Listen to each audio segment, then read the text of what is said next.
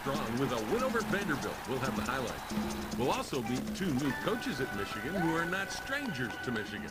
And we'll look ahead to next week as we scout Central Michigan. All that and more coming up next.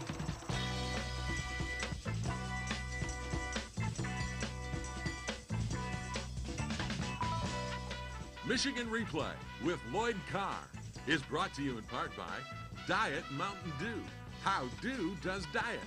By Pontiac, official performance machines of Michigan and the NCAA. By Gatorade Thirst Quencher. Gatorade, is it in you? By LaSalle Bank, proud to support the University of Michigan football program. LaSalle Bank, making more possible. And by Big Boy Restaurants. Oh boy, Big Boy, celebrating 70 years as your hometown family restaurant.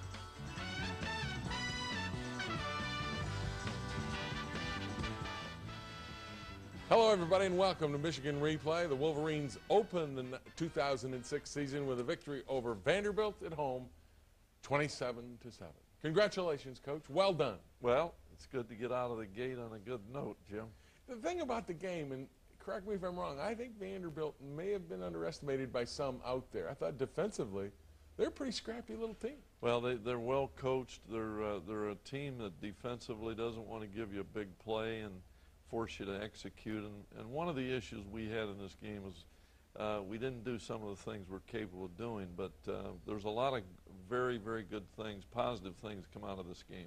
One of the positive things that we should all talk, how do you like the new set? Huh? I love it. Isn't this cool? I love it. They actually spent some money on this show finally. Well, they should. As you deserve. As you have made this the highest rated show. No. You guys, all you guys. Well, Bob Lipson and this crew, we got a great crew, and we're ready to go. Well, the set is new, and it's a good one, and we like it, and we hope it's here for many years. And getting back to the game real quickly, their secondary was fast and everything, but it was clear when you came out of the gate, you wanted to pound the ball and run it. Well, Jim, we talked about getting off to a fast start, and certainly we did that. We could not have asked more of our offense and our defense in that first quarter. Well, the whole key again, I think, was your commitment to the run. Well, the left side of the line here, tight end Tyler Ecker, and we get movement off the line of scrimmage, which is what you want to do. I think we did that a lot of this day. And here, the play action pass set up by the pass, great throw by Chad, and Steve gets his feet down in bounds, and we're on a roll. And again, here comes Mike Hart. And this is one of those plays where Mike is so good with his vision at seeing the crease. The thing he does so well is he makes a lot of people bring the safeties down, and he has a great ability to make the safeties miss. Then you get your first score from Kevin Grady. Well, we run over there behind Alex Mitchell and Ruben Riley and Obi Alibo, and good movement. He cuts it back, makes a good cut, and we're in the lead. 7-0 at this point. Then your defense forces their quarterback to run, and it creates turnover. Well, Alan Branch hustling from the backside gets his hand in there and knocks the ball loose. And so we with very good hustle to the football, we come up with a big turnover. And you talked to Chad Henne. He's a little bit more mobile this year also. He's lost some weight. Well, he has, and I think he's made some very good plays. He avoided several sacks, Jim, because of his movement. Drive stalls, you get a field goal from Garrett Rivas, and at this point, still in the first quarter, you've got a 10-0 lead over the Commodores. Well, we're playing well defensively, and we feel very good about being able to have established the running game. Showing off a young freshman back in Brandon Miner here. Well, Brandon Miner, again off the left side over there, is a guy that's got very, very good vision, very good maturity. I think he's going to play an important role in this on this team. And this block kick was kind of a momentum turner, wasn't it? Well, it always is, Jim. It gives Vanderbilt great field position. Instead of being up 13-0, we're 10-0, and they've got great field position, and they put together a decent drive here, hitting their young wide receiver for a big first down on third down. And then they got a kind of a trick play touchdown here. Well, you see the ball is thrown backwards, and our young corner, Charles Stewart, he'll learn from this play, but when the ball is thrown backwards, you've got to stay back in your zone. He reacted to the football, and of course, in that situation, it the right thing to do. It's a 10-7 game at that point. Your next possession, you come back and Steve Preston does what Steve Preston does. Well, he made something out of nothing there. Normally, when you cut back against the defense that far, you're going to lose yardage. Adrian Arrington here getting a chance.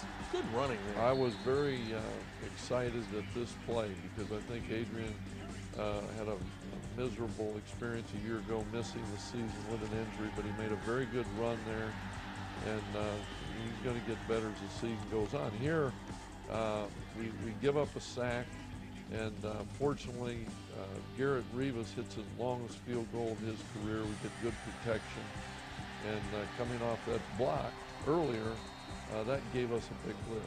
13-7 lead at that point. Still, before half, the defense continues to pound away.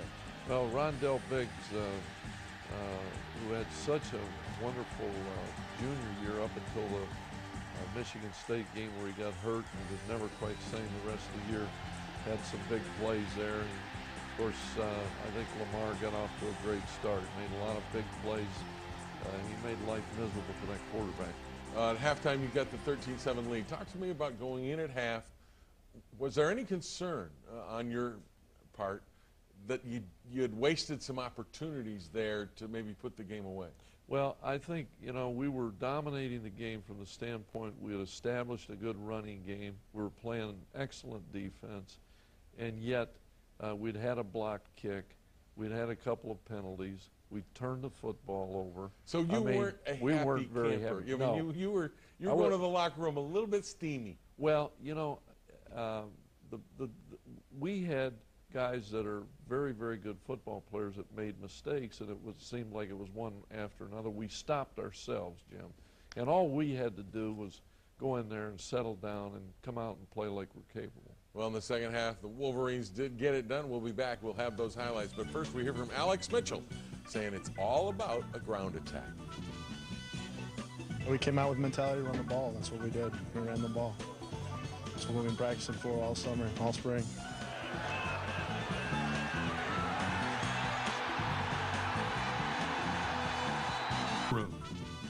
We knew the quarterback can run, and he tried to run a little more than we thought, so we figured as long as we keep him inside and, we let our D linemen run to him, and just keep our leverage, then we'll beat him up. And he gave us the ball a couple of times, so it was like, the philosophy works. Well, the defense was outstanding against Vanderbilt on Saturday. Sean Crable talking about the defense. And when you come out of the locker room with just that 13-7 lead, you've got to go on defense right away. And I'm sure you told them we want a 3-and-out. Well, we were kicking off into the wind because of the fourth quarter situation, but I think all day long Sean Crable hit it right on the head there, Jim. We did not let Hickson outside, and the pursuit was able to hold him to some minimum And you gains. were worried about him coming into the game. He is a great athlete, and I think our defense did a great job on him today. Well, opening up the second half, this is a short yardage play that they're trying to keep the ball, and you just stuff it. Jim, a great individual effort by Rondell Biggs, who was running an inside move, got penetration, and we forced them to punt. We get the ball back. Then you get working on the ground again. Mike Hart gets inside. Here's a 4th-and-1 call. You go for it. Well, Obi Alibo in there does a great job blocking. Come off the left side. Kevin did a great job getting his pads down and getting the first down. And here's your second touchdown. Great catch. Play action. We held the linebacker. It's a tough throw because you got to get it high enough to get it over the safety. But before he gets out of bounds, Tyler Ecker extended, made a great catch, and we needed that touchdown to give us some security here.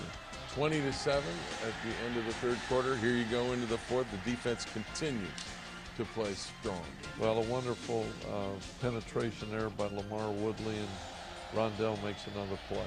And here Nixon forced to run again, and you turn it over. Brandon Engelman there again from the backside is pursuing the play, and great hustle, and we come up with not only the football but great field position late in the game.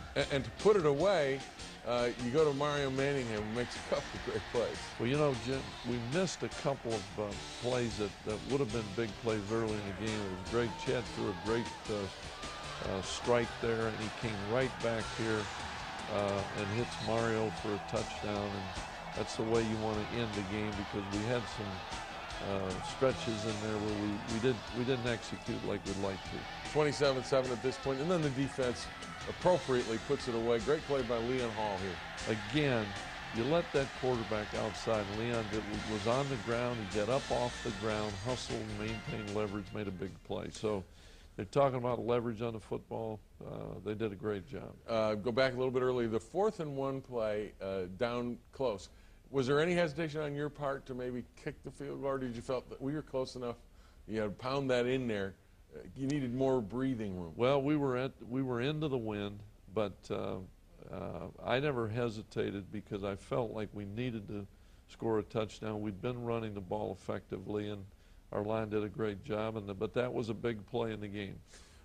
This is a good opener, isn't it? Because you win the game, and yet there's a lot of coaching points that you can talk about. After the game, you spoke about your protection schemes and that needs to get shored up, things like that. So you've got a lot of work ahead, but you still come out of there with a win, and you're feeling good and confident going into game 2. Well, over a very competitive team, Jim. I think we can come out of this game as a team knowing that there's things that we can correct, and yet there's also things that we feel good about.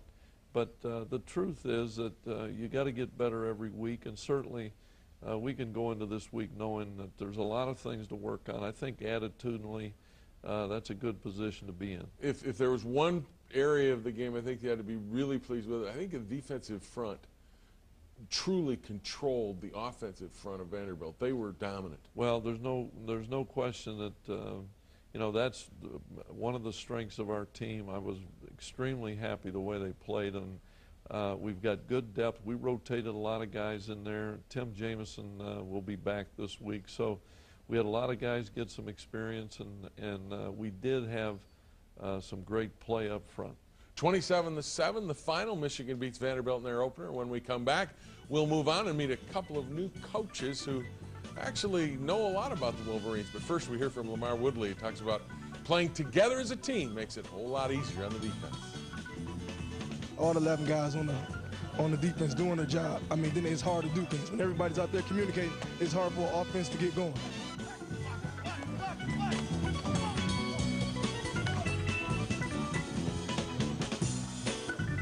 2006 Michigan coaching staff, and both of them have, in their past, been on the other sidelines coaching against Michigan. Quarterbacks coach Ron Lee arrives in Ann Arbor from Wisconsin. He walks into Michigan well aware that last year's 7-5 record is not good enough. First, we hear from Michael Hart, who says, hey, don't take the Chippewas lightly. That was a great team. You know, they almost beat Boston College the other day. They should have beat Boston College the other day. And, you know, they're a great team. Offensively, they're explosive. Defensively, you know, they like to hit. They're not afraid. And that's the biggest thing with them. They're not going to be afraid to come in here and play. So they're coming here to beat us, so we got to be prepared for them.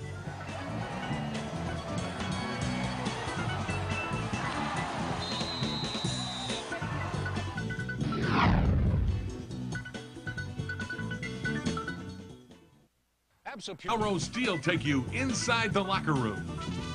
Coach Strip did a great job coaching. We got great games. We got athletic people like Prescott, Sean Crable coming in there blitzing.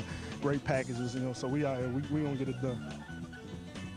The defense is going to have to get it done against Central Michigan because, Lloyd, the Chippewas come in.